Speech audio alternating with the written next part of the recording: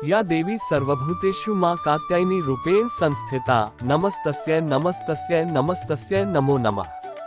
नवरात्रि में छठे दिन मां कात्यायनी की पूजा की जाती है।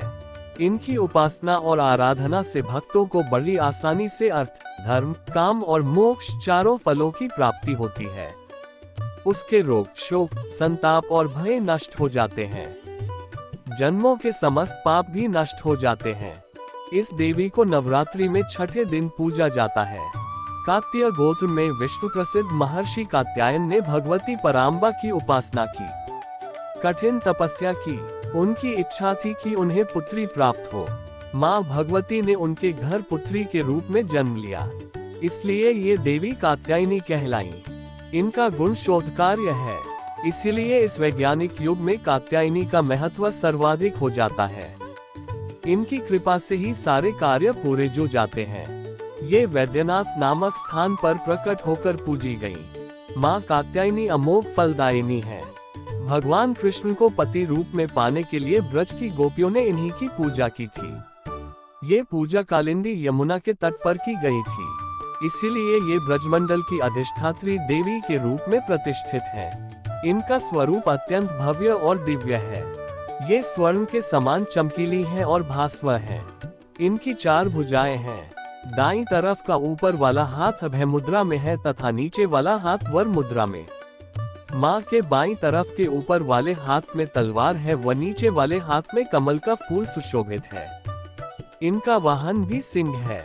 इनकी उपासना और आराधना से भक्तों को बड़ी आसानी से अर्थ, धर्म, काम और मोक्ष चारों फलों की प्राप्ति होती है।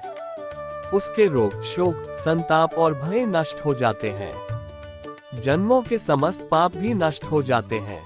इसलिए कहा जाता है कि इस देवी की उपासना करने से परम पद की प्राप्ति होती है। आज मां कात्यायनी की पूजा का विधान है। नवरात्रि के छठे दिन मां भागवती के कात्यायनी स्वरूप की पूजा करके जो भक्त विधि विधान से मंत्र जाप करके कथा का श्रवण करता है, मां उसके जीवन के सभी कष्ट दूर करती है और उनकी झोलियां खुशियों से भर देती है। वर्तमान समय में पूजा का ढंग बदल रहा है। लोगों के पास समय का अभाव रहने लगा है। समय इतना कम पड़ने लगा है कि ना अपने लिए समय बच रहा है और न ही पूजा पाठ के लिए। और कभी भी कोई व्रत बिना मंत्र के, कथा के और पूजा पाठ के किया जाता है तो उसका अधूरा फल मिलता है। तो आइए आज हम मां कात्यायनी को प्रणाम करके कथा का शुभारंभ करते हैं। पुराणों में निहित कथाओं के अनुसार कथ नाम के एक प्रसिद्ध महर्षि हुआ करते थे। उनके पुत्र का नाम ऋषि कात्या था। आगे जाकर ऋषि कात्या के गोत्र में महर्षि कात्यायन का जन्म हुआ और ऋषि अपने तप के कारण विश्व प्रसिद्ध हुए। ऋषि कात्यायन की इच्छा थी कि देवी भगवती उनके घर पुत्री रूप में जन्म ले, इसलिए उन्होंने कई वर्षों तक देवी भगवती की कठोर तपस्या भी की। मान्यता है कि ऋषि कात्यायन की ऐसी एकनिष्ठ तपस्या से प्रसन्न होकर देवी भगवती ने तब उनकी इच्छा का मान रखते हुए उनके घर पर जन्म लिया। ऋषि कात्यायन की पुत्री होने के कारण ही देवी भगवती देवी कात्यायनी कहलाईं। महर्षि कात्यायन ने बड़े प्रेम से देवी कात्यायनी का पालन पोषण किया था। कुछ समय पश्चात पृथ्वी पर दुराचारी महिषासुर का उपद्रव सारी सीमाएं लंघ रहा था। महिषासुर को ये वरदान मिला हुआ था कि कोई भी पुरुष कभी उसे पराजित या उसका अंत नहीं कर पाएगा, इसलिए उसे किसी का डर नहीं था और देखते ही देखते उसने देवलोक पर भी अपना कब्जा कर लिया था। तब भगवान विष्णु, प्रजापति ब्रह्मा और देवाधिदेव महादेव ने उसका विनाश करने के लिए अपने अपने तेज से मिलित एक देवी को उत्पन्न किया। मान्यता है कि महर्षि कात्यायन ने ही इस देवी की सर्वप्रथम विधिवत पूजा की थी, इसलिए देवी को कात्यायनी के नाम से जाना गया। वहीं देवी कात्यायनी से जुड़ी एक अन्य पौराणिक कथा के अनुसार देवी की उत्पत्ति महर्षि कात्यायन के यहाँ आश्विन महीने की कृष्ण चतुर्दशी को हुई थी।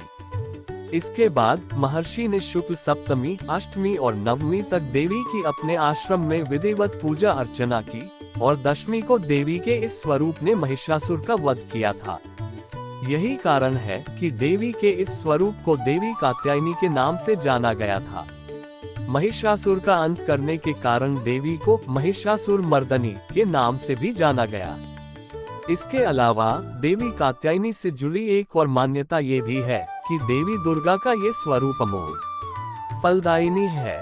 ब्रज की गोपियों ने करुणावतार श्री कृष्ण को अपने पति के रूप में पाने के लिए कालिंदी यमुना के किनारे देवी कात्यायनी की ही आराधना की थी। इसी कारण वर्तमान में भी देवी कात्यायनी समस्त ब्रजमंडल की अधिष्ठात्री देवी के रूप में प्रतिष्ठित हैं। स्कंद पुराण में देवी कात्यायनी के बारे में ये उल्लेख भी मिलता है कि उनकी उत्पत्ति परमेश्वर के सांसारिक क्रोध से हुई थी। नवरात्रि के छठे दिन देवी दुर्गा के इस स्वरूप की पूजा का काफी महत्व है।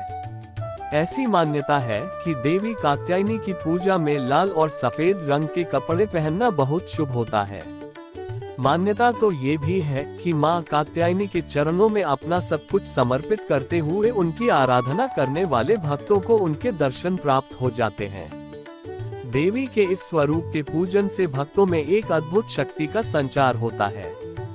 देवी कात्यायनी का ध्यान गोधूली बेला में किया जाना चाहिए। देवी कात्यायनी की आराधना का मंत्र है ओम देवी कात्यायन्ये नमः, अर्थात ओमकार के जैसे निर्विकार स्वरूप वाली देवी कात्यायनी की कृपा व शुभ दृष्टि हम पर बनी रहे, हम उन्हें बारंबार नमस्कार करते हैं। ऐसी मान्यता है कि देवी कात्यायनी को शहद अत्यंत प्रिय है, इसलिए नवरात्रि के छठे दिन देवी कात्यायनी की पूजा में शहद या शहद से बनी चीजों का भोग लगाना चाहिए। देवी कात्यायनी के विधिवत पूजन के पश्चात महादेव की भी पूजा करने की मान्यता है। देवी दुर्गा के कात्यायनी अवतार की कथा हमें ये सीख देती है कि अगर भक्ति और संकल्प सच्चा हो तो परम प्रकृति की कृपा सदैव बनी रहती है। जिस प्रकार महर्षि कात्यायन के एकनिष्ठ तपस्या से प्रसन्न होकर देवी दुर्गा ने उनकी इच्छा और तपस्या का मान रखा, ठीक उसी प्रकार मनुष्य को भी अपनी भक्ति, निष्ठा और संकल्प के पथ पर अविचल रहना चाहिए। राधा रानी ने की थी कात्यायनी माता की पूजा। गीता और पुराणों के अनुसार राधा रानी और वृंदावन की गोपियों ने भगवान श्री कृष्ण को पति रूप में पाने की इच्छा से मां कात्यायनी की पूजा की थी। मां ने वरदान भी दिया, लेकिन भगवान एक और गोपियां अनेक थी। ऐसे में भगवान कृष्ण ने वरदान को पूर्ण करने के लिए महारास रचा। शरद पूर्णिमा की रात यमुना तट पर धवल चांदनी में भगवान कृष्ण ने अपने 16,108 रूप धारण किए और हर गोपी के साथ महारास किया। ये कथा आज भी भक्तों के बीच आस्था और चमत्कार का प्रतीक है। 51 शक्तिपीठों में से एक कात्यायनी पीठ मां कात्यायनी का प्रसिद्ध मंदिर भगवान श्री राधा कृष्ण की नगरी वृंदावन में स्थित है। वृंदावन के राधा बाग इलाके में स्थित कात्यायनी पीठ 51 शक्तिपीठों में से एक है। पौराणिक मान्यताओं के अनुसार यही माता सती के केश गिरे थे। तभी से यह स्थल शक्ति आराधना का पवित्र केंद्र बन गया और इसे शक्तिपीठ का दर्जा प्राप्त हुआ। मान्यता है कि वृंदावन के कात्यायनी पीठ में मां कात्यायनी के दर्शन और पूजा करने से भक्तों की हर इच्छा पूरी होती है।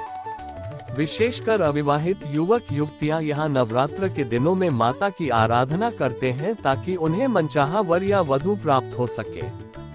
यह विश्वास है कि जो भी भक्त सच्चे मन से मां की आराधना करता है उसकी मनोकामना अवश्य पूरी होती है।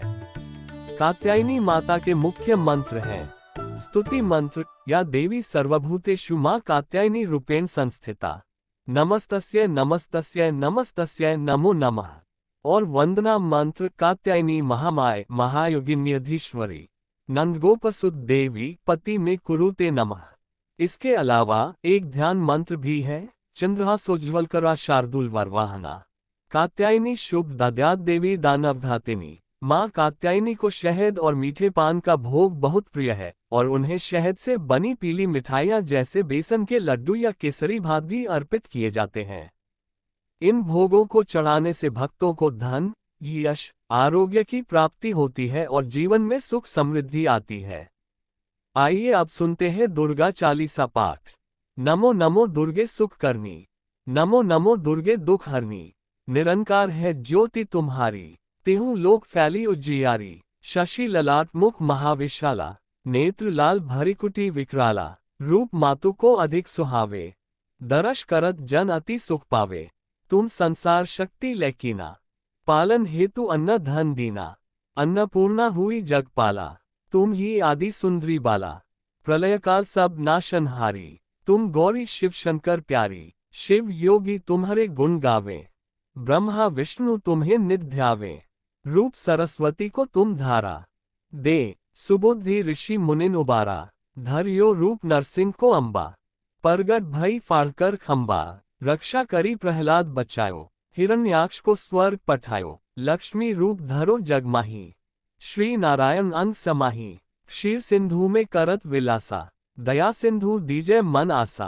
हिंगलाज में तुम ही भवानी, महिमा अमित न जात बखानी, मातंगी अरु धूमावती माता, भुवनेश्वरी बगला सुख दाता, श्री भैरव तारा जग तारिणी, छिन भाल भव दुख निवारिणी, केहरी वाहन सोह भवानी, लांगूर वीर चलत अगवानी, कर में खप्पर खड्ग विराजय, जाको देख काल डर भाजय, सोहे अस्त्र और त्रिशूला, जाते उठत शत्रु ही अशूला, नगर कोट में तुम ही विराजत, तिहु लोक में डंका बाजत, शुंभ निशुंभ दानव तुम मारे, रक्तबीज शंखन संहारे, महिषासुर नृप अति अभिमानी, जेहि अध भार मही अकुलानी, रूप कराल कालिका धारा, सेन सहित तुम तिहि संहारा, परिगार संतन पर जब जब, भई सहाय मातु तुम तब तब, अमरपुरी अरु बासव लोका, तब महिमा सब रहे अशोका, ज्वाला में है ज्योति तुम्हारी, तुम्हें सदा पूजे नर नारी,